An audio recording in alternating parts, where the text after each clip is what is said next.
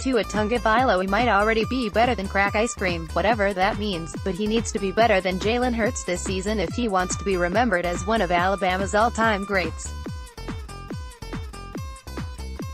It was former quarterback Trent Dilfer, just a brilliant wordsmith, that guy, who recently said Tagovailoa was such a good quarterback that he was like the ultimate ice cream on crack. Hey, sometimes words fail the best of us. The addictive hype around Tua has been ridiculous ever since second and 26, but let's be sober for a change. He was not very good against Georgia in the SEC championship, and he was outclassed in the national championship game by Clemson. On Saturday, he wasn't consistent in Alabama's spring game at Bryant-Denny Stadium. Tua's white team lost to the Crimson team 31-17. He had his moments, but it wasn't a very Tua-like performance. Kind of like the national championship game. For Alabama, it's time to start worrying. For everyone else, it is time to compare. Some of those throws Tagovailoa attempted in San Jose were awful, and Hurts, the backup quarterback, saved the season in Atlanta. For all of Tagovailoa's greatness in 2018 against mediocre teams, LSU, Auburn and Oklahoma, his struggles in championship games defined his first full season. Now he's a junior, and he can be drafted in the NFL this time next year, so people like good old Trent are pretty confident this is Tua's last season at Alabama. Before even being projected as a first-round pick, Tua still has a lot to prove. Trent, for the record, said Tua is already a better prospect than Dan Marino, Cam Newton and Aaron Rodgers. Crack kills Trent. And so does hype. The expectations for Tua somehow need to be tamped down a little bit before the start of the season. Good luck, right? Not after second and 26, and not after last season's record-breaking Iron Bowl. In hindsight, though, Alabama might not even have made the college football playoff last year without Hurts, the backup quarterback.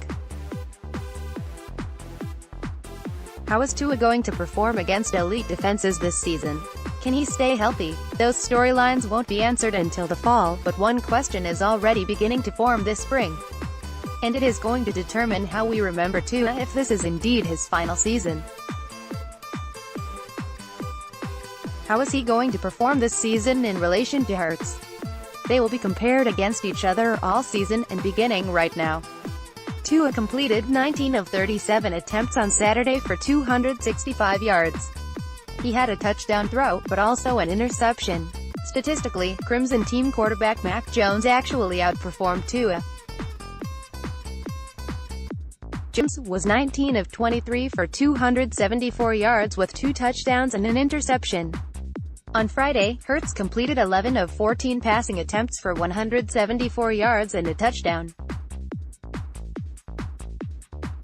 Tua ran off Hurts last year, and now Hurts is at Oklahoma and his singular mission in life is to win the national championship. Showing up Tua along the way would be a bonus.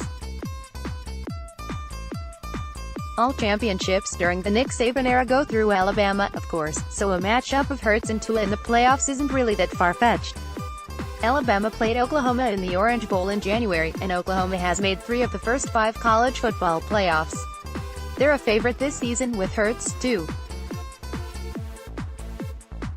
Probably won't be named Oklahoma's official starter until the fall, but he didn't transfer there to be a backup.